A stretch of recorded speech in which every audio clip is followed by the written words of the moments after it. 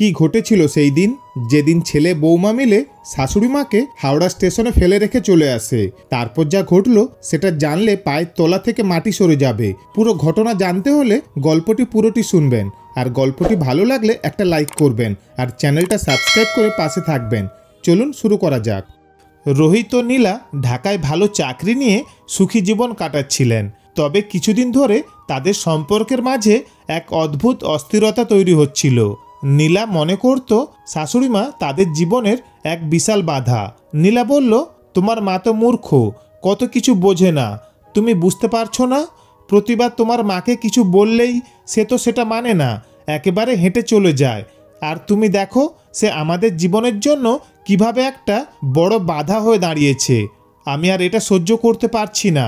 তুমি যদি আমার পাশে থাকো আমরা একসঙ্গে অনেক ভালো থাকতে পারবো, কিন্তু তুমি তো সবসময় তার পক্ষে, আর তার কারণে আমাদের সম্পর্কের মধ্যে দূরত্ব বাড়ছে। আমি জানি না আমি আর কিভাবে সহ্য করব। মা যখন থাকেন আমি অনুভব করি যেন কিছুই স্বাভাবিক চলতে পারে না। জানো, আমি শুধু তোমার সাথে থাকতে চাই, কিন্তু শাশুড়ির উপস্থিতি আমাদের সম্পর্কের মাঝে এক বিশাল দেওয়াল হয়ে দাঁড়াচ্ছে। আমাদের একটা দিক ঠিক করতে হবে। রোহিত, যার মায়ের সঙ্গে সম্পর্ক ছিল ভালো, সে চুপ করে থাকতো, মাকে নিয়ে কিছু বলতে পারতো না। তবে মনে মনে ভাবতো, মা তো মাই, তাকে তো ভালোবাসতেই হবে। একদিন নীলা রোহিতকে বলেছিল, রোহিত, আর কতদিন এই চাপ নিতে হবে? তোমার মা আমাদের জীবনকে জটিল করে তুলেছে, আমি আর পারছি না। রোহিত তখন কিছুটা বিরক্ত হয়ে বলেছিল, কিন্তু মা তো মা নীলা, আমাদের সম্পর্কের মাঝে যদি সে বাধা হয় তবে আমি কিছুই করতে পারবো না। নীলা তখন তার মাথায় একটা পরিকল্পনা নিয়ে আসলো। রোহিত, আমি জানি কি করতে হবে। আমরা কলকাতায় যাব, তুমি মাকে বলো যে আমরা তাকে ঘুরতে নিয়ে যাব, তারপর হাওড়া স্টেশনে তাকে রেখে আসব। এতে কিছুটা সময় পাওয়া যাবে আর আমরা শান্তিতে জীবন কাটাতে পারবো। রোহিত কিছুটা অবাক হয়ে বলেছিল, তুমি আসলেই এমন ভাবছো? নীলা সিরিয়াস হয়ে বলেছিল, হ্যাঁ, তাতে আমাদের সম্পর্ক ঠিক হয়ে যাবে, তুমি দেখবে। তখনই রোহিত নীলার কথায় অবশেষে তার মাকে কলকাতায় ঘুরতে যাওয়ার কথা বলেছিল। মায়ের কোনো সন্দেহ ছিল না। তোমরা কলকাতায় যাচ্ছ, আমি তো একদম প্রস্তুত নই, তবে তোমরা যখন যাচ্ছ আশা করি আমারও ভালো লাগবে। আমারও অনেক দিন কলকাতায় যাওয়ার ইচ্ছে ছিল। রোহিত এবং নীলা প্রায় সব প্রস্তুতি নিয়ে ফেলেছিল। শাশুড়ি মাকে তারা জানিয়েছিল, আমরা একসঙ্গে টিকিট কাটবো, তুমি আমাদের সঙ্গে আসো, পরে তোমাকে ফিরিয়ে আনবো। শাশুড়ি মা, যাকে এখন পর্যন্ত জীবনে একমাত্র সন্তানই সহায়ক মনে হয়েছে, তার মুখে হাসি ফুটে উঠেছিল। কলকাতায় যাওয়ার কথা বলে তারা হাওড়া স্টেশনে শাশুড়ি মাকে নিয়ে গেল, কিন্তু হাওড়া স্টেশনে পৌঁছানোর পর তাদের আসল উদ্দেশ্যটা ফুটে ওঠে। তারা শাশুড়ি মাকে হাওড়া স্টেশনের প্ল্যাটফর্মের এক কোণে দাঁড় করিয়ে রেখে চলে যায়। নীলা একটু হাসতে হাসতে বলেছিল, আমরা টিকিট কাটতে যাচ্ছি, একটু অপেক্ষা করো মা, আসছি। শাশুড়ি মা তখনও কিছু বুঝতে পারেননি। তার মনে হচ্ছিল তারা শুধু একটু সময় নিয়ে আসবে, কিন্তু আসলে তারা তাকে সেখানে একা রেখে চলে গেছে। শাশুড়ি মা হতবাক হয়ে এক জায়গায় দাঁড়িয়ে রইলেন। আশেপাশে মানুষের ভিড়, ট্রেনের হুইসেল, অ্যানাউন্সমেন্টের আওয়াজ সবই যেন কানে আসছে, কিন্তু কোনো কিছুই যেন স্পষ্ট বোঝা যাচ্ছে না। তিনি একবার ডান দিকে একবার বাঁ দিকে তাকালেন। রোহিত আর নীলা কোথায়? তার চোখের কোণে জল জমে উঠল, কিন্তু সে কোনো শব্দ তুলল না। ঠোঁট দুটো শক্ত করে চেপে ধরলেন। ভেবেছিলেন হয়তো কিছুক্ষণ পর তারা ফিরে আসবে, কিন্তু সময়টা যেন থমকে গিয়েছে। মিনিট পেরিয়ে ঘন্টা হয়ে গেল, তবুও ওরা এলো না। তিনি ধীরে ধীরে একটা বেঞ্চের দিকে এগিয়ে গেলেন, যেন শরীরটা আর ভার সহ্য করতে পারছে না। বসে পড়লেন, হাতের ব্যাগটা শক্ত করে ধরে রইলেন। মাথার ভেতর অগণিত চিন্তা ভিড় করছে। এভাবে ফেলে গেল? সত্যি আমাকে ফেলে গেল? আমি কি এতটাই অপ্রয়োজনীয় হয়ে গেছি? চারপাশে অনেক মানুষ, কিন্তু কেউ তার নয়। এক মুহূর্তে তিনি অনুভব করলেন কতটা একা হয়ে গেছেন। বুকের ভেতর মোচড় দিয়ে উঠল, কিন্তু কান্না আসলো না। তিনি জানেন এখানে কান্না করলে কেউ দেখবে না, কেউ শুনবে না, কেউ পাশে এসে বলবে না, মা তোমার কি হয়েছে। তিনি বোঝেন এটাই হয়তো আমার নিয়তি, কিন্তু আমি কি সত্যি হার মানব? তার ভেতরে কোথাও এক অদ্ভুত শক্তি জেগে উঠল। তিনি চোখের জল মুছে ফেললেন, আর একবার তাকালেন স্টেশনের বিশাল ভিড়ের দিকে। এবার আমাকে একা পথ চলতে হবে, মনে মনে বললেন তিনি। হাওড়া স্টেশনের ব্যস্ততা যেন শাশুড়ি মায়ের একাকিত্বকে আরও তীব্র করে তুলেছিল। ট্রেনের শব্দ, ঘোষণার আওয়াজ, মানুষের কোলাহল সব কিছুই তার কানে আসছিল, কিন্তু মনে হচ্ছিল এই বিশাল ভিড়ের মধ্যেও তিনি সম্পূর্ণ একা। প্রথমে তিনি ভাবলেন হয়তো কোনো ভুল বোঝাবুঝি হয়েছে, রোহিত আর নীলা নিশ্চয়ই ফিরে আসবে। কিন্তু সময় গড়িয়ে যেতে লাগলো, সন্ধ্যা হয়ে গেল, তবুও কেউ এলো না। তার চোখের কোণে জল জমে উঠল, বুকের ভেতর কেমন একটা মোচড় দিল। আমি কি সত্যি এত বোঝা হয়ে গিয়েছিলাম? মনে মনে আবার ভাবলেন। কিন্তু শাশুড়িমা সহজে ভেঙে পড়ার মানুষ ছিলেন না। ধীরে ধীরে তিনি নিজেকে সামলে নিলেন। কিছুক্ষণ চুপচাপ বসে থাকার পর ভাবলেন, এভাবে বসে থাকলে তো হবে না। আমি কি অসহায়? আমি কি একা বাঁচতে পারবো না? তিনি নিজের ব্যাগ খুলে দেখলেন তার কাছে সামান্য কিছু টাকা আছে। এটা দিয়েই তো নতুন করে কিছু শুরু করা যায়। স্টেশনের বাইরে বেরিয়ে তিনি আশেপাশে তাকালেন। সন্ধ্যার আলো আঁধারিতে হাওড়া ব্রিজের নিচে বেশ কয়েকজন খাবারের দোকান বসিয়েছে। এক বৃদ্ধ লোক যিনি রাস্তার ধারে চা বিক্রি করছিলেন, তাকে দেখে শাশুড়িমা এগিয়ে গেলেন। বাবা, এখানে কি কোনো কাজ পাওয়া যাবে? লোকটি অবাক হয়ে তাকালো, কিন্তু তার চোখে করুণা ছিল না, বরং শ্রদ্ধা ছিল। সে বলল, মা, কাজ খুঁজতে হবে কেন? আপনার কাছে যা আছে তাই দিয়ে শুরু করুন। ভাগ্য বদলাতে বেশি কিছু লাগে না, শুধু সাহস আর পরিশ্রম চাই। শাশুড়িমা সেই মুহূর্তে ঠিক করে ফেললেন, তিনি ভিক্ষা করবেন না, সাহায্য চাইবেন না, বরং নিজের জীবন নিজেই গড়ে তুলবেন।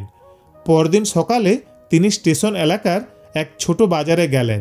সামান্য টাকা দিয়ে কিছু বিস্কুট, চানাচুর আর পাউরুটি কিনলেন। স্টেশনের পাশে একটা ছোট টেবিল নিয়ে বসে গেলেন। প্রথম দিন কেউ তেমন খেয়াল করলো না, কিন্তু তার বিনীত ব্যবহার আর আন্তরিক হাসি ধীরে ধীরে লোকজনের মন জয় করে নিল। এক সপ্তাহের মধ্যে তার দোকানে বিক্রি বেড়ে গেল। কয়েক মাসের মধ্যে তিনি আরও কিছু টাকাও জমিয়ে ফেললেন। এবার তিনি স্টেশনের পাশের একটা ছোট জায়গা ভাড়া নিলেন এবং সেখানে এক চায়ের দোকান খুললেন। এখন তিনি শুধু বেঁচে থাকার জন্য কাজ করছিলেন না, তিনি নিজের সম্মান ফিরিয়ে আনার লড়াই লড়ছিলেন। যারা আমাকে ফেলে গেছে তারা যদি একদিন ফিরে আসে, আমি তখন এমন জায়গায় থাকব যেখানে আমাকে ছোট ভাবার সাহসও তারা করবে না। শাশুড়ি মায়ের ভেতরে যেন এক নতুন শক্তি জেগে উঠল। এখন আর তিনি পুরনো দুঃখ নিয়ে ভাবেন না, বরং তিনি নিজেকে প্রমাণ করার জন্য এগিয়ে চললেন। সময় গড়িয়ে যেতে লাগলো। শাশুড়ি মায়ের চায়ের দোকান এখন শুধু একটা দোকান নয়, একটা আস্ত ঠিকানা হয়ে উঠেছে। রোজকার কাস্টমারদের সঙ্গে তার একটা সম্পর্ক গড়ে উঠেছে। স্টেশনের কুলি, ট্যাক্সি চালক, রেলওয়ে স্টাফ সবাই তাকে মাসিমা বলে ডাকে। একদিন এক বৃদ্ধ ব্যক্তি চায়ের দোকানে এসে বসলেন। তিনি বেশ অভিজাত, পরনে সাদা পাঞ্জাবি পাজামা, হাতে একটা কাঠের ছড়ি। চা খেতে খেতে বললেন, মাসিমা, আপনি এত ভালোভাবে দোকান চালাচ্ছেন, কিন্তু কখনো বড় কিছু করার কথা ভাবেননি? শাশুড়ি মা একটু হেসে বললেন, এই বয়সে আর কি করব বাবা, আমি তো খেয়ে পরে বেঁচে আছি, সেটাই অনেক। লোকটি বললেন, আপনার দোকানের আয় দিয়েই যদি এত সুন্দরভাবে চলতে পারেন, তাহলে একটা বড় কাজ করতে পারবেন না কেন? শাশুড়ি মা একটু অবাক হয়ে বললেন, বড় কাজ? কী রকম? লোকটি বললেন, আমি একটা বৃদ্ধাশ্রম খোলার কথা ভাবছিলাম, যেখানে একা থাকা বয়স্ক মানুষরা থাকতে পারবে, ভালোভাবে খেতে পারবে।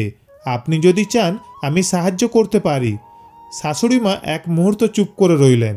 নিজেকে নতুন করে গড়ে তোলার লড়াই তো তিনি অনেক দিন ধরে করছেন, এবার যদি অন্যদের জন্য কিছু করা যায়। পরের কিছু মাস অনেক পরিশ্রম করলেন শাশুড়ি মা। সেই লোকের সাহায্যে তিনি একটা ছোট জায়গা ভাড়া নিলেন। দোকান চালানোর পাশাপাশি ধীরে ধীরে সেই জায়গাটা একেবারে পরিপাটি করে তুললেন। কয়েকজন কর্মীও রাখলেন, যারা বৃদ্ধ মানুষদের যত্ন নেবে। দেখতে দেখতে তার স্নেহকুটির বৃদ্ধাশ্রম জনপ্রিয় হয়ে উঠল। অনেক মানুষ তাদের একাকিত্ব ভুলতে এখানে আসতে লাগলো। সমাজের অনেক দানশীল ব্যক্তি তাকে সাহায্য করতে এগিয়ে এলেন। এদিকে রোহিত ও নীলা ঢাকায় ফিরে গিয়েছিল ঠিকই, কিন্তু সুখ তাদের জীবনে বেশি দিন থাকেনি। নীলার শরীর খারাপ হতে শুরু করলো। চিকিৎসক জানালেন তার একটা বড় অপারেশন দরকার। রোহিত চিন্তিত হয়ে গেল। চিকিৎসার জন্য অনেক টাকা লাগবে, কিন্তু হাতে তত টাকা নেই। একজন বন্ধু বলল, কলকাতায় অনেক ভালো হাসপাতাল আছে, ওখানে নিয়ে যাও। আর শোনো, হাওড়ার কাছে একটা বিখ্যাত নার্সিংহোম আছে, সেখানেও খোঁজ নিতে পারো।